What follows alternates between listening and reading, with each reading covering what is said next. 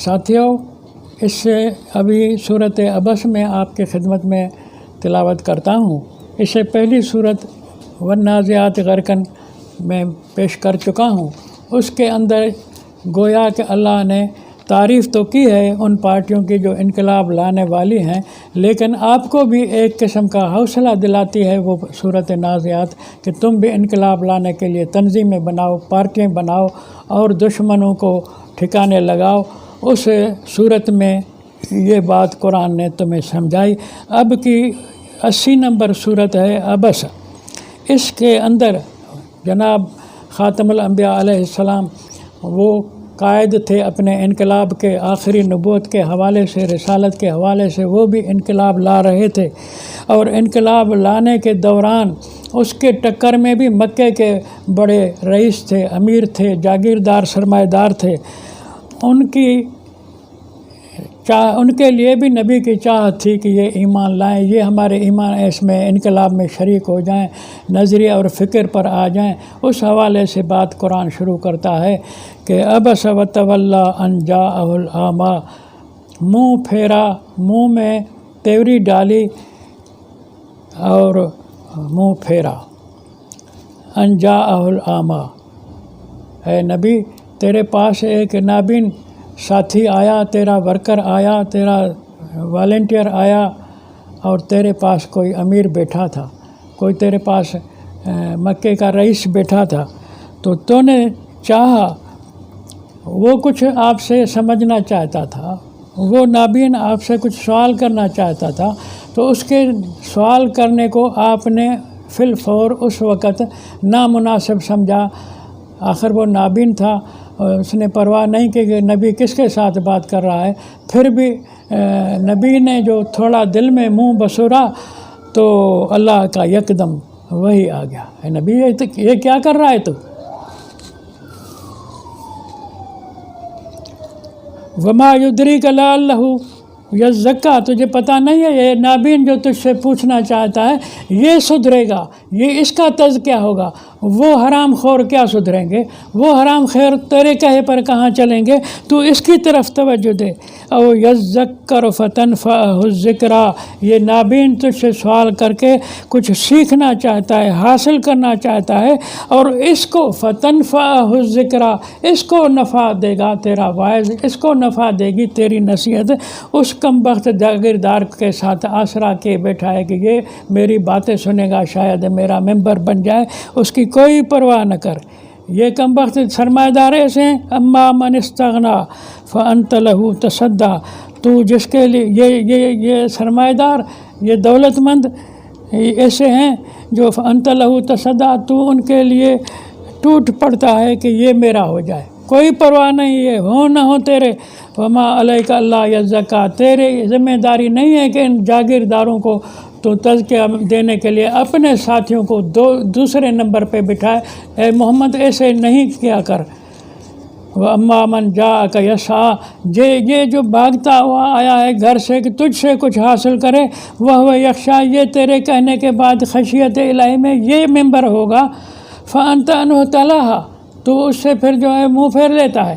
ایسے نہ کر، کلا، خبردار، انہا تذکرۃ، جو میں نے کتاب تجھے دی ہے، جو قرآن میں نے تجھے دیا ہے، یہ ایک نصیحت ہے۔ فمن شاء ذکرہ، جو چاہے اس سے نصیحت حاصل کرے۔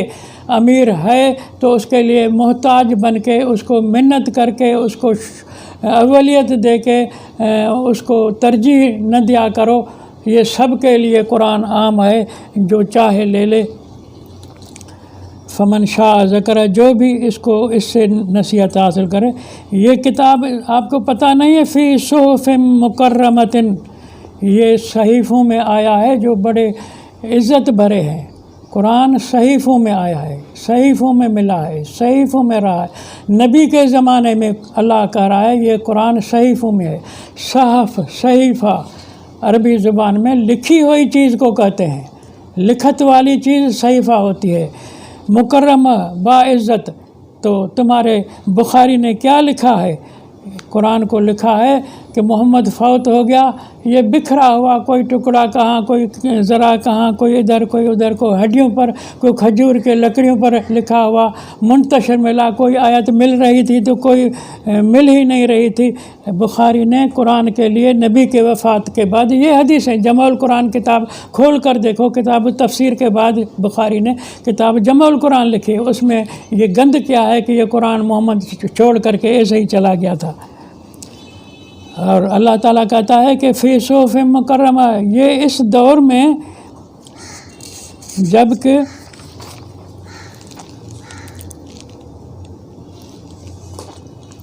یہ صورت عبس مکی صورت ہے، مکی صورت میں یعنی ہجرت سے پہلے کی صورت ہے، اس عرصے میں اللہ تعالیٰ کہتا ہے کہ یہ جو بھی ٹکڑے تھوڑے حصے تیرے پاس ہیں وہ لکھے ہوئے صحیفے ہیں، مرفوعۃ مطہرہ، یہ بلند مرتبے کے ہیں، مقدس ہیں، بِأَيْدِي سَفَرَةٍ کِرَامٍ بَرَرَةٍ، یہ ان کے ہاتھوں ہیں جو یہ قرآن کے سفیر ہیں، اللہ کے سفیر ہیں، اللہ کے نمائندے ہیں تیرے ساتھی، کرامن بررہ، وہ بڑے عزت مرتبے والے نیکوکار ہیں۔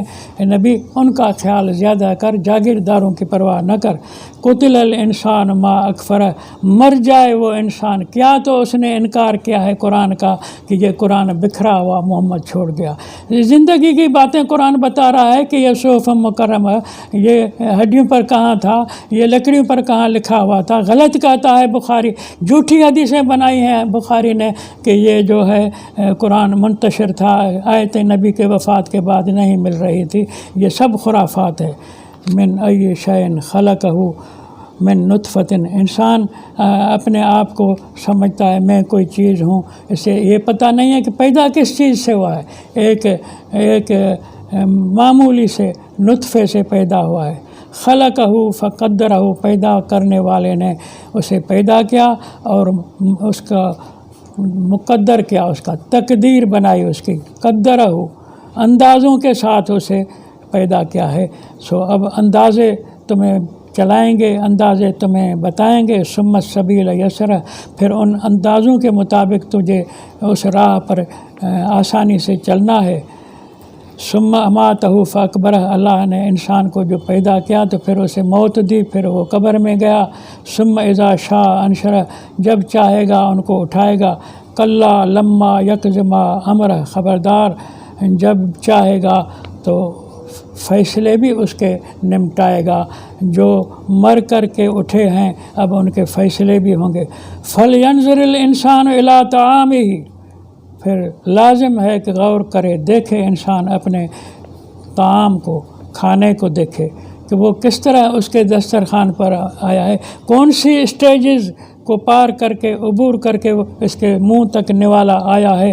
انا صببنا الماء صبا، ہم نے پانی کو پلٹا، ثم شققنا الارض شقا، پھر دھرتی کو چیرا، فانبتنا فیہا حبا، پھر اس دھرتی میں بیج بویا، وعنبا وقضبا، اور وہ چاہے انگور ہوں، چاہے ہر قسم کے زراعتی سلے ہوں، تیلے ہوں، والزیتون والنخل، زیتون ہوں، کھجور ہو، وحدائق غلبہ، اور باغات ہوں، گھنے باغات، وفاکہۃ وابا ومتاعا لکم ولانعامکم، یہ فروٹ، یہ تمہارے چوپایوں کے لیے جو گھاس اور مال ہے، اس میں تمہارے لیے تو ہے، لیکن وَلِأَنْعَامِكُمْ، تمہارے جانوروں کے لیے بھی ہے۔ فَإِذَا جَاءَتِ الصَّاخَّةُ، جب آئے گی وہ بات جو سب کو لپیٹ لے گی، سب کو دبوچ لے گی، یوم یفر المرء من اخیہ، وہ دن ایسا ہوگا جو بھائی سے بھاگ جائے گا، وہ امہ و ابیہ، ماں سے بھی بھاگ جائے گا، باپ سے بھی بھاگ جائے گا، وہ صاحبتہ، دوستوں سے بھاگ جائے گا، وہ بنی، اولاد سے بھی۔ لکل امرئ منہم یومئذ شأن یغنیہ، اس دن ہر ایک کا شان نرالا ہوگا، جو سب سے علیحدہ کر کے اپنی جان کی لگی ہوئی ہوگی، اس میں پریشان سرگردان ہوگا۔ وجوہ یومئذ مسفرۃ، اس دن کئی چہرے ایسے ہوں گے کہ روشن ہوں گے، ذائقۃ مستبشرہ، ہنسنے والے ہوں گے اور خوش ہونے والے ہوں گے، ووجوہ یومئذ علیہا غبرۃ ترہقھا قطرہ، کئی چہرے ایسے بھی ہوں گے جو غبار آلود ہوں گے، کالک چھائی ہوگی ان کے اوپر، اولئک ھم الکفرۃ الفجرہ، وہ کالک والے جو ہوں گے غبار میں غبار آلود، وہ کافر اور فاجر ہوں گے۔ تو تم انقلاب کے لیے اپنے ساتھیوں کی عزت کرو، قدر کرو، وہ تمہیں کام آئیں گے، تمہارا مستقبل ان سے ہے، سرمایہ داروں کے ساتھ نہیں ہے۔